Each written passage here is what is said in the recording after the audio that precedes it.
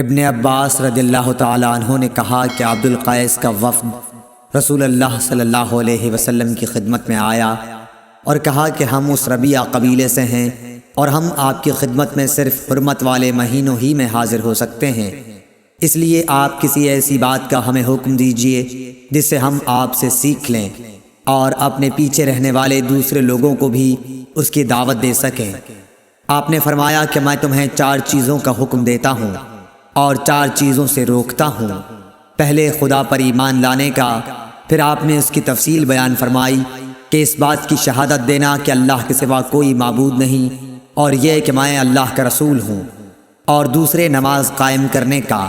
تیسرے زکوٰۃ دینے کا، اور چوتھے جو مال تمہیں غنیمت میں ملے اس میں 5واں حصہ ادا کرنے کا،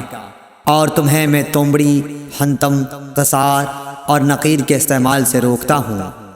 صحیح بخاری حدیث نمبر 523۔